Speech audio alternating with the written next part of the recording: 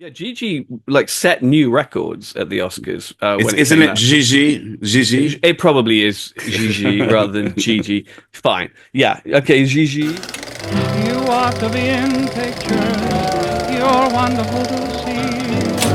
You ought to be in pictures. Everybody, and welcome to the show. My name is James, joined as ever by my good friend Steve, and this is one of our every Best Picture episodes where we go through every winner of the Academy Award for Best Picture from Wings right up until the present day. This episode, we are doing 1958's Gigi. James, I've got a sense of foreboding about this review.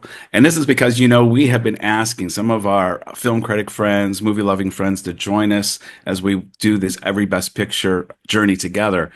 And we have obviously been asking for movies ahead. And we've had no one interested in doing Gigi. And so I went into this film with a bit of trepidation if all of my movie and your movie loving friends have given it a miss. Yeah, no, it's interesting. This is one of the few remaining Best Picture winners that I've never seen before. Right. In fact, I knew very, very Same. little about it. I knew it was a musical, and I knew Louis Jordan was in it, who obviously I'm very familiar with because he plays Kamal Khan in Octopussy, and I'm a huge James Bond fan. And that's really the Didn't only make that other connection. Didn't make that connection. It's really the only other thing that I know Louis Jordan from. I know that he's in Gigi, even though I haven't seen it. But beyond that, I didn't really know anything about it at all. I didn't know the setting, didn't know what the plot of it. But as we sort of delved into this series, you start to notice that this is very unpopular amongst people. In the pantheon of Best Picture winners, it seems to fall pretty low down on the list for a lot of like contemporary critics.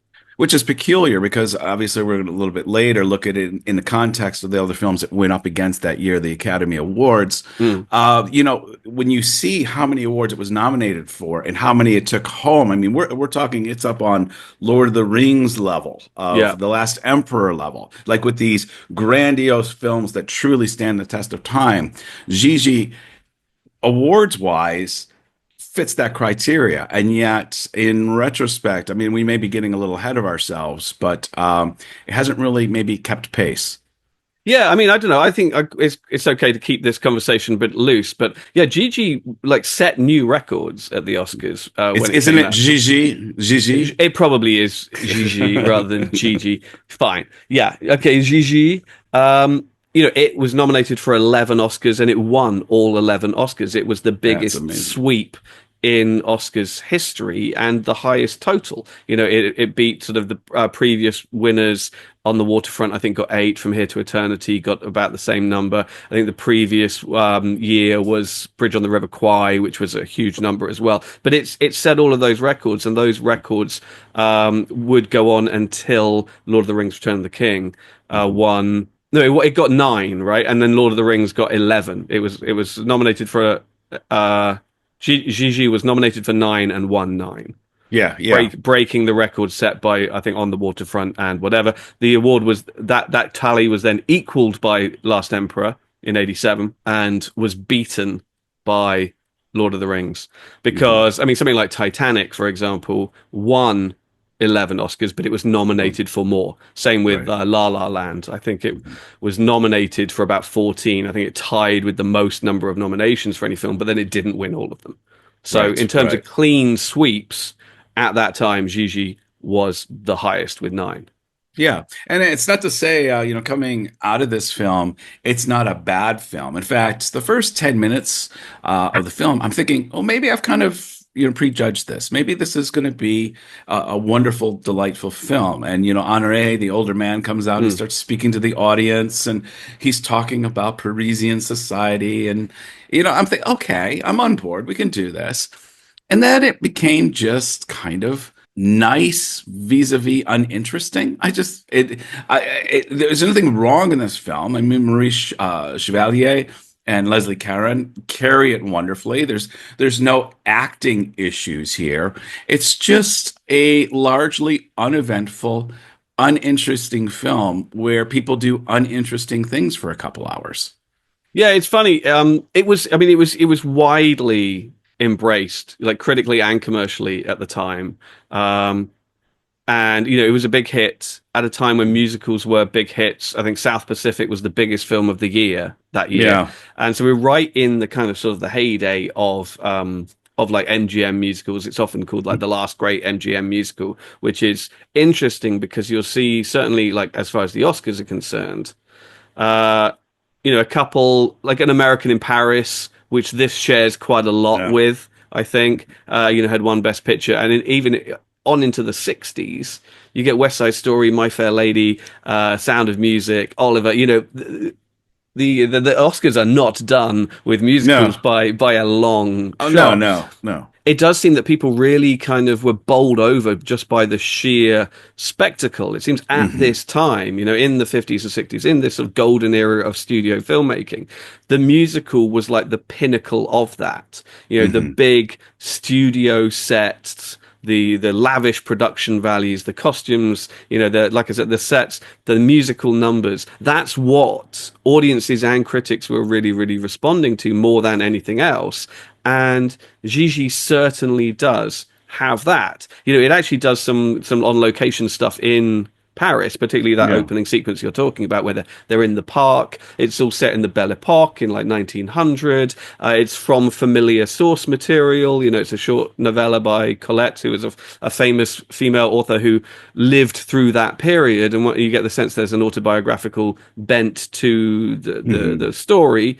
And so, but even so, I'm surprised to some degree that it was so overwhelmingly embraced, because at the end of the day, it's twofold. It's fairly sort of run of the mill romance, but it's quite controversial. Some of the things that it talks about. Yeah. And I think particularly for today's audiences, I think the reason why it's falling down the list of sort of best pictures in sort of modern times is because the subject matter is pretty triggering, forbidden. It's not something that can be talked about as easily today as it was back then, which is kind of interesting. But here's the thing, is we can look at a movie like 12 Years a Slave, and we can go back and look at a time period where social mores were not what we have today, but we can appreciate it for the time period it's in. And yet, Gigi doesn't seem to be able to sidestep this. It seems to, and I'm wondering if it's because, if you look at something like 12 Years a Slave, because we have maybe given a judgment on how we as a society are going to view slavery, we can look at films about slavery and appreciate them and judge them at the same time. Like, we don't want to be this anymore. Whereas we really haven't had a cogent discussion about the role of prostitution in society and where is it allowed at certain levels. And yet there's probably an aspect of us that recoils at the way the men talk in this film and the expectations of the women, even though I think for the time period it was trying to push back and be a little more elevated. I think for modern sensibilities, it's just not enough. It's interesting, isn't it? I mean, it's not quite as simplistic as prostitution, because it's courtesans, right? It's kept women, it's mistresses, and it's the idea. The idea that's pushed forward in the movie is the idea that young girls are raised, groomed is I think the triggering word, right? To be courtesans, and they do so willingly, and they are sort of trained. They go to finishing school. They learn how to be a proper woman. You could probably compare it to sort of geishas in Japanese society. Very much so. They are given sort of skill sets and trained in sort of etiquette and all of this kind of stuff to be an appealing woman, knowing full well that what the relationship that they are going into is to be a kept mistress, essentially, and they will have get all of the financial benefits. Their targets, the men, are very wealthy, men about town, quite literally. But it seems to be there's consent on both sides. Yeah. And I think there is no oppression overtly here. or exploitation, really. Right. It's like these both sides are going into this arrangement willingly. You've got these men who are incredibly wealthy, incredibly entitled, all the rest, who swan around town, which is very much the case with Louis Jordan's character Gaston. And he's bored by everything, bored by all of society. Nothing interests him whatsoever. And you've got the sort of the old lech on, his uncle Honoré, played by Maurice Chevalier, going, "Come on, look, this is your place. This is what you need to do." There is so much to get out of society because there are all of these young women around who are being raised to essentially to please you and to pleasure you, and there's no commitment from your side. You stay with them for a few months or years, whatever, and then you get bored of them and you move on to the next one. And there are always, as the slightly disturbing song "Thank Heavens for Little Girls" reminds us, there are always more coming up through the ranks who will be younger, more fresh-faced, and that keeps little boys like me happy all day long, kind of thing. And that's kind of the tone of the song. But on the other side, the women are going into it with full knowledge of what they're getting into as well. They are the older women who sort of train up and raise up, and groom the younger women. Are all understand this situation, and they're like, look, a wealthy gentleman of society like this is never going to marry you. Yeah, but if you play your cards right and you manage to impress him and look the part on his arm, you will get all the financial and lifestyle benefits of being part of his inner circle, quite literally. And that's your target, really. That's what you got to do. And obviously, the sort of the romantic narrative is the breaking of that tradition. Right. James, let me throw out an idea to you I just thought about. Is just before we went on, we were talking a little bit about The White Lotus and TV show on HBO.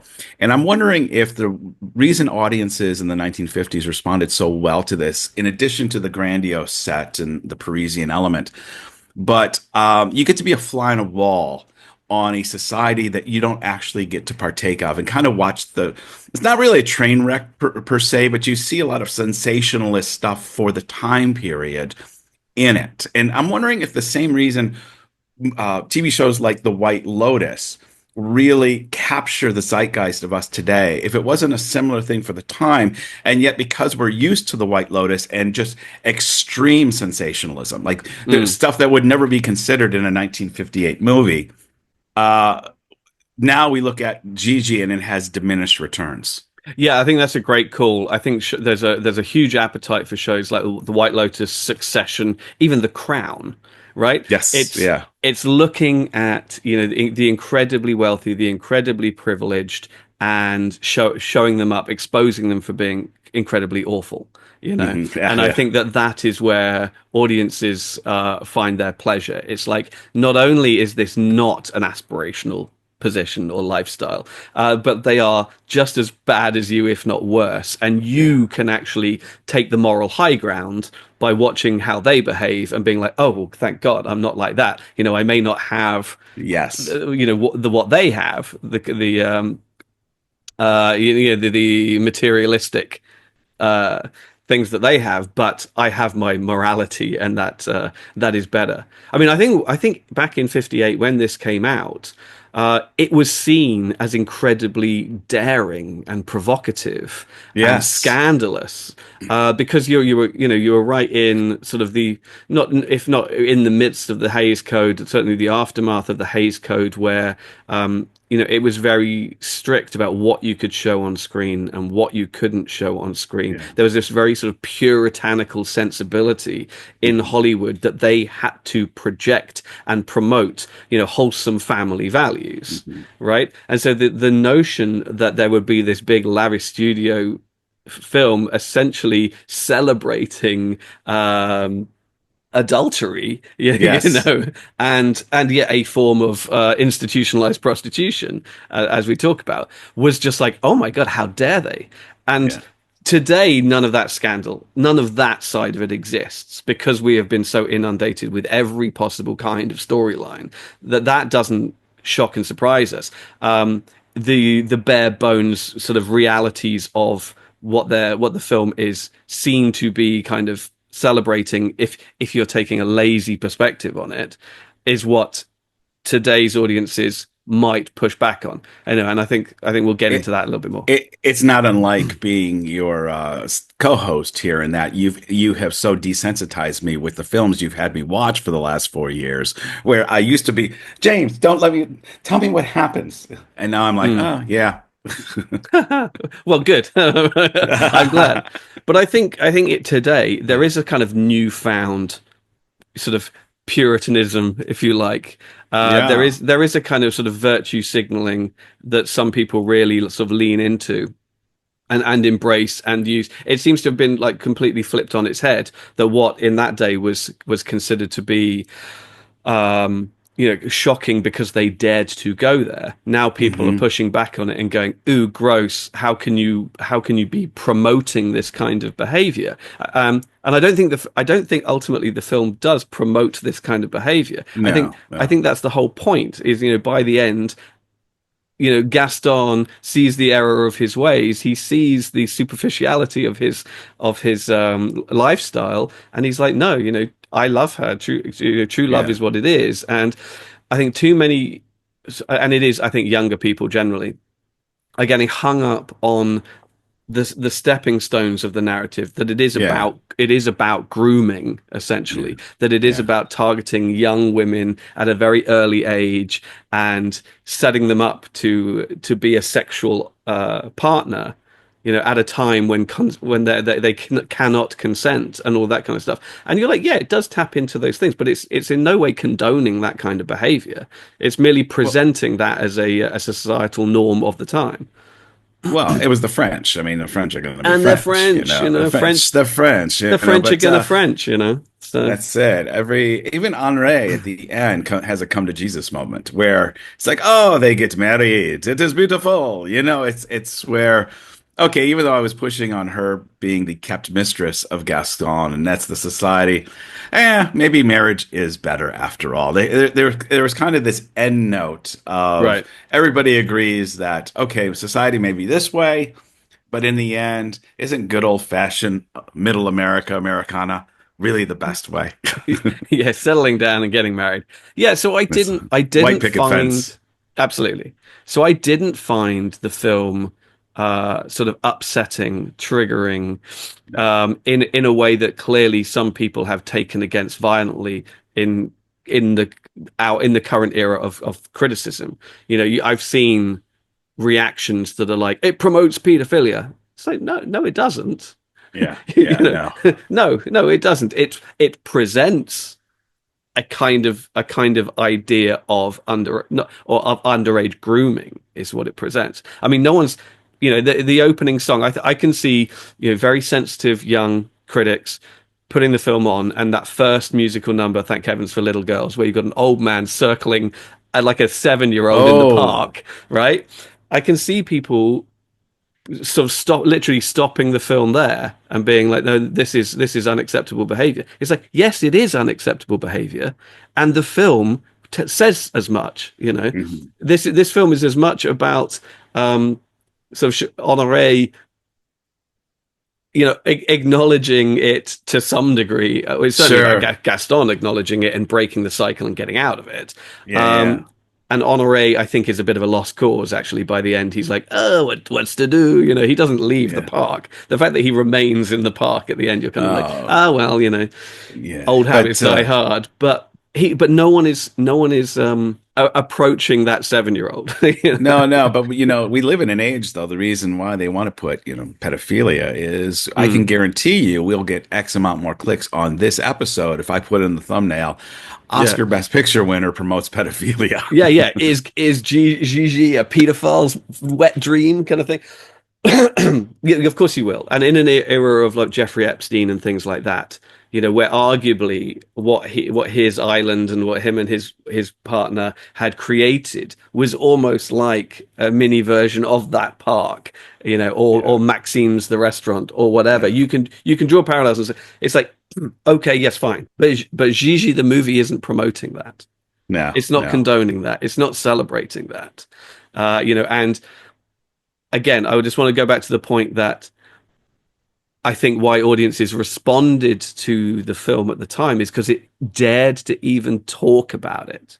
Yeah. and do so in such a mainstream fashion.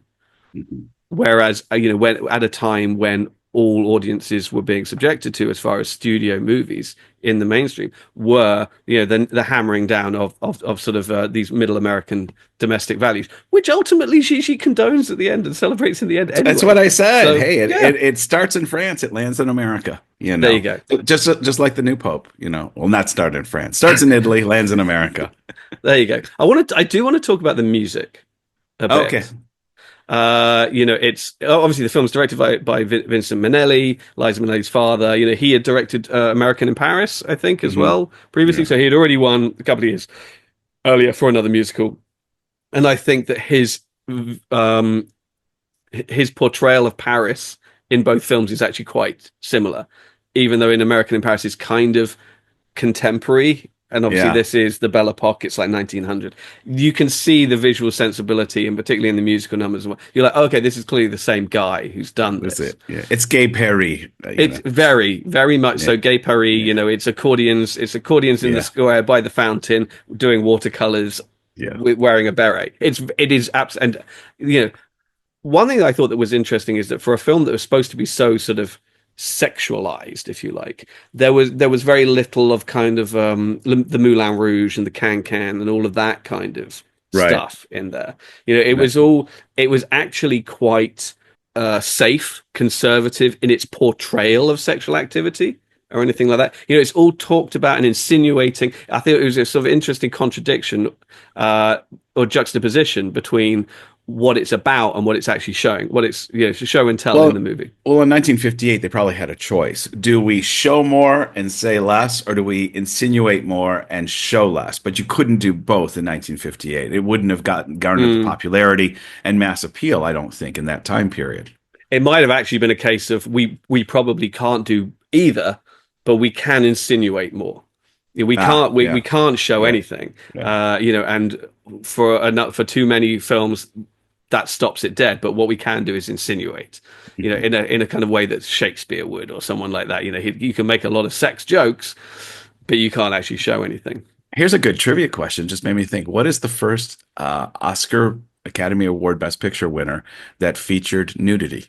That showed It's probably a surprisingly early one that we've already covered that I've forgotten about. I don't know. Do you know the answer? No, it just made me think of it because I'm thinking what led me to that train of thought was obviously there's regression. 1958, we could do that. Well, what could you do in 1959? What could you do in 1965? What could you do in 1970? Like, where are the little gates that have opened up that made we couldn't do this. Oh, now it's not a big deal. Okay, so and then it got me thinking. Well, when was the first time anybody saw somebody naked? And undoubtedly, for the time period, it would have been a woman, not a man. Sure. In a Academy Award winner. Yes, I cannot think off the top of my head. I mean, nothing is springing to mind that we've already seen, but have we seen a boob yet? Is what you're really asking. That's kind of where I was going. Was I'm not sure. I'm very aware of the fact that I said, "Hey, let's talk about the music," and then we didn't talk about the music at all. So talking about boobs. We do. Hey, come on. Maybe we are the target audience for this movie after all. So I did want to talk forget about what I said earlier. I loved it. Yeah. Okay, so in the music, there was one film in particular that I was reminded of while I was watching this one, particularly by the songs, and I think that it is kind of a deliberate homage to this film. And it's not least because you have one of the main characters is called Gaston, and particularly when he was singing the song "She Is Not Thinking of Me," I was like, This reminds me of the Disney movie Beauty and the Beast. Yeah, right. Yeah, when he said Gaston, I had the same connection point. Yeah, and when he's doing that, that song, "No one fights like Gaston." No one, and then you're thinking, and then I'm watching that song. She is not thinking of me. It felt like exactly the same kind of musical riff or whatever. Right. And I was like, oh, clearly. The songwriters on Beauty and the Beast are evoking this music, and I'm not sure if it was anything like the same people, but clearly it was in their minds when they were writing, particularly that song. And a lot of what Honoré says and talks about reminded me of Lumiere the candlestick. I think he's kind of like partially modeled on that kind of character. Yeah. I know that I think visually he's supposed to be modeled on somebody else, but there's an air of that kind of just French, je ne sais quoi, sort of slight sleaziness to him. That was the film that I kept being reminded of, was Beauty and the Beast. No slight to our French viewers. We love France. Mais oui, bien sûr. I do. Yeah, we do. But you got to own the stereotypes, like we do with ours. But yeah, so I thought, a couple of the songs, they clearly work, and they are earworms. Obviously, Thank Heaven for Little Girls is the song that I think everybody knows today. That's certainly a song that I have heard hundreds of times over the years. I never knew it was part of this film. Yeah, nor did I. I didn't know what it was from. But then, that one, She Is Not Thinking of Me, is one that I'm gonna remember probably. Well, I mean, Honoré sings that song near the beginning of the film, and I had that moment where I thought, "Oh, this is really weird." But I quite liked the song I Remember It Well, when Honoré meets, it's the aunt, isn't it? The aunt who's been raising Gigi, and they had a fling at a younger age, and he's like, "Oh yes, I remember it well. We did this," and she's like, "No, it's the opposite. This, no." And it's just a really well written song, I thought. That was apparently, I think that's one of the ones that was originally written for something else. Yeah. For a different movie, and then they couldn't find it, or it got cut out, and so they put it in this one. Actually, I probably shouldn't be admitting this, but thank you for reminding me of that song, because I did thoroughly enjoy that song. But the sad thing is, we were set to record this about 2 months ago, and that's when I watched this film. And, yes, and so I've been dragging my heels, I'm afraid. So I'm my memory, and I do remember that song, thinking, "Wow, it's a well written, very poignant song," and I remember enjoying that a lot. Yeah, I mean, it's just very playful. It sort of encapsulates the way. It's a smart song with smart. It's got, me, I'm a sucker for smart dialogue. This is a song that has smart dialogue in it. Definitely. And it puts across, because we don't spend much time with those characters together. I think this is really the only moment when they're like interacting with each other. But it's that playful dynamic of, you remember things differently to the way I remember things, but I don't mind the constant correction. I don't mind correcting you constantly. The fact is that we did share a moment. So it's a beautiful little sort of encapsulation of sort of the contrasting dynamics of men and women at that time. That even though that you're both approaching it from completely different sensibilities and remembering it very, very differently, they're both acknowledging. But it was a shared moment, even if you're getting it all wrong. Right, we should jump into actually the 31st Academy Awards, I think. Absolutely, yes. What were you up against, James?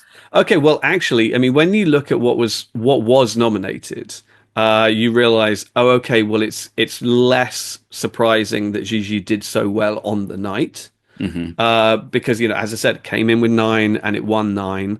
The other film that actually did also come in with 9 nominations on that night is The Defiant Ones. Which is Tony Curtis and Sidney Poitier. Okay. It's a great sort of thriller. They're escaped. I never saw it. Yeah, I saw it actually not that long ago, a couple of years ago. It's the only time I've seen it. But they play sort of escaped convicts on the run. And obviously, one is white, one is black, and they're shackled together. So they're forced to cooperate. They hate each other, but they're forced to cooperate. So it's a dynamic that has been riffed on time and time again in buddy cop movies and things like that. 48 Hours is a good was often seen as sort of a modern reworking of the same kind of ideas, although they weren't literally kind of shackled together. It's directed by Stanley Kramer, who was really good. And Tony Curtis and Sidney Poitier were both nominated for Best Actor. Gigi is one of those movies that won Best Picture without any acting nominations at all, and which is very, very rare. So what was it up against in Best Picture? It was up against The Defiant Ones. It was up against Cat on a Hot Tin Roof with Paul Newman and Liz Taylor, which I don't think I've ever seen. I'm aware of it, but it probably has as much, if not more, zeitgeist in it than Gigi, though. Yeah, and I want to get to that in just a second. The other 2 nominees for Best Picture were Separate Tables, and I only know about that really because David Niven won Best Actor, and so I'm just aware that he won Best Actor for Separate Tables this year. Yeah. I don't really know what it is. I do know that it's adapted from 2 plays that were thrown together, put together, and turned into this movie, Separate Tables. And and something called Auntie Mame or Auntie Mammy. Oh, no, Auntie Mame with Auntie Lucille Mame. Ball. Yes, Yeah. I think. I Is it did. with- Is that the one with Lucille Ball? No, it's not. Oh, it's Lucille with Ball. no, it's with because there's been a couple different. There's been Mame, there's been Auntie Mame. That one is as soon as you say the name, I'll know it. But Rosalind Russell. yes, yes. Now the So I reason don't I know what know this this What is this? in community college, I was in a production of Auntie Mame. So yeah, I know the story.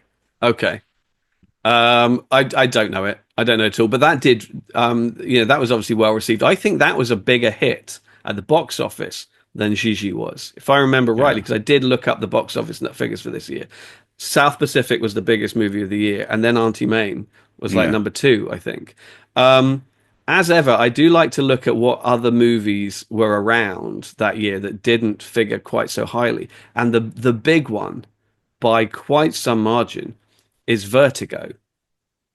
Oh, right? okay, Which is not only considered today to be one of the benchmark Hallmark films. Absolutely. I mean, I think today we're at a point where it's not only considered Hitchcock's best movie, but it's also considered one of the greatest movies of all time. I think it was, 10 years ago that in the Sight and Sound Critics Poll or whatever that comes out once a decade, I think it was in the 2012 one, it finally knocked Citizen Kane off the number 1 spot and to be crowned like the best movie of all time. But then they in the 2022 one, it got knocked off by a French movie that is not very good. I remember that. Thinking, oh yeah, I don't know that movie.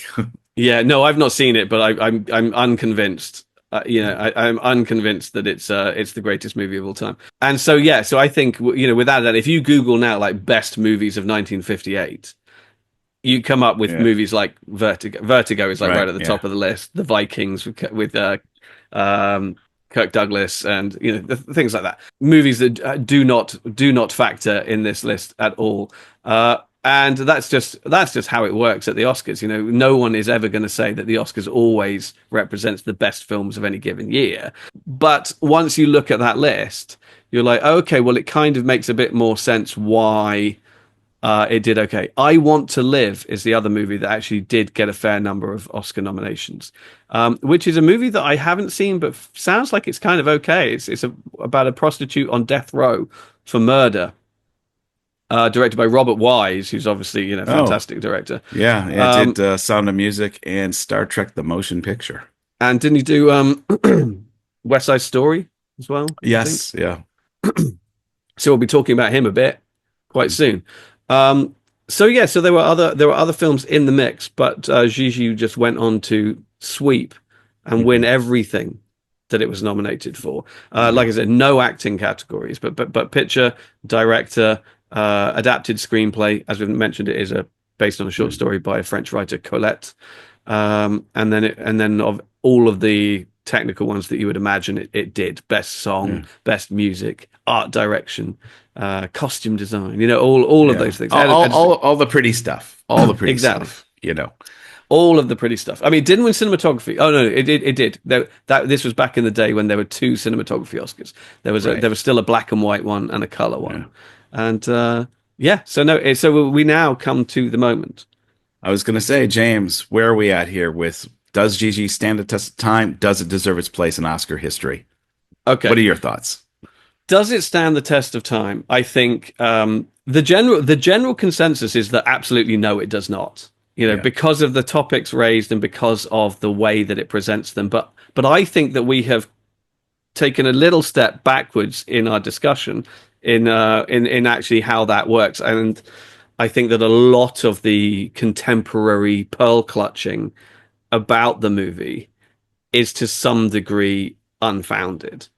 Agreed. Totally agree. I think it's a knee-jerk response to triggering issues presented in the first 5 minutes of the movie, and people are being sort of deliberately dumb in their interpretation of the film. Well, what's interesting, James, and I don't want to go into an in-depth talk on this right now, but it might behoove us to do an episode on this, is I'm wondering, with the changing climate in the geopolitics and culture in the world, whether it be MAGA, whether it be a feeling that, and again, I think we've said before, we don't like to use the term woke, but so that people understand that maybe that pendulum swung a little bit too far. And now the head of Amazon, MGM, has been given the door with the understanding that they're going to tack back away from the woke a bit. And Disney's doing something similar. So I'm wondering if they're bringing it back to Gigi, some of the pearl clutching that you mentioned, if we're going to see that pendulum swing back a little bit and maybe a little fairer and more balanced view of Gigi's place in history might be the result of it. Okay, with at the risk of being taken out of context, I hope so. And that's not for me to say. I'm not saying that Gigi's an amazing movie that deserves reappraisal and is an unsung masterpiece. That's not what I'm saying. But I'm saying that all of the things I'd heard about it, and about just how tin-eared it was, and how it essentially is a champions pedophilia and all of this kind of stuff, that people were just like outraged by the movie when watching it in recent years. You watch it and you're like, no, I'm kind of fine with. It addresses these topics and comes down on the side of they're wrong. So I don't really see what the problem is with that in that regard. Is it a great movie? No, it's a very lavishly staged movie, but I actually find it quite conventional and pedestrian, actually. Well, I'm wondering if this isn't going to be, I think, possibly the first time in this Every Best Picture journey where we split the answer on this question. Does it stand the test of time? Maybe not. Does it deserve its place in Oscar history? Given the awards that it won, given the sheer volume, given the response it received during the time, is it for us to say in 2025 that in 1958 it doesn't deserve its place in Oscar history? It's not saying everything you just said. Don't think it's a fantastic movie. It's a good movie. I certainly enjoyed it to a degree. But I think I'd go on a limb and say, no, it doesn't stand the test of time, but it does deserve its place in Oscar history. I mean, it definitely has a very notable place in Oscar history. It does, as we have mentioned, it broke records at the Oscars that would stand for a long time, for decades. And as I've also mentioned, the only film that was really in serious contention to rival it was The Defiant Ones. And I think that's a movie that was so ahead of its time in terms of its the conversations around that movie relating to sort of race and race relationships and racism in the I think it is in the Deep South as well, and all that kind of stuff was just too complicated. It's weird to say, but it was way easier for people to embrace and digest themes of inappropriate sexual relationships than it was to talk about racism. So I think it does deserve its place in Oscar history. I think it paints an accurate picture of the time. I think the one thing that this series is sort of helping us explore is looking at films within the context of when they were released and the audience of that day. It's all, if we were only going to look at it with a contemporary lens, many of my favorite films would be, thrown on the trash pile. Not least so many James Bond movies and things like that. And it's just like, you can't do that. That's just a stupid, naive, narrow-minded way of looking at this stuff. You have to look at it with in the context of when it was made, who it was made by, and who it was made for. And I think in that regard, it definitely deserves its place. It was a huge, big, lavish production that were really fired on all cylinders, at the time. Does it stand the test of time? Clearly that is very much up for debate. Yeah. And so I think that's where we're at. Yeah. Well, that's what James and I have to say about 1958's not every best picture, Academy Award winning Best Picture, Gigi. It's been great doing this journey. We're going to continue to do it. We would love to hear any comments you have about Gigi in the comment box below, and check out some of our other videos. There are like 250 of them now, James. Yeah, absolutely. Where do you stand on the whole Gigi thing? If you were around at the time when it came out, and some people will be, let us know, when you saw it, what the response was at the time, whether people had the same issues that they seem to be having today with it, or whether it was more being celebrated for daring to even talk about it at a time when they were taboo subjects, or if you've come to it more recently and you are upset by it. This is a safe space, so please do share your thoughts on that in a constructive manner. We look forward to hearing from all of you. Till next episode. Bye-bye. Bye-bye. You ought to be in pictures. Oh, what a hit you would be.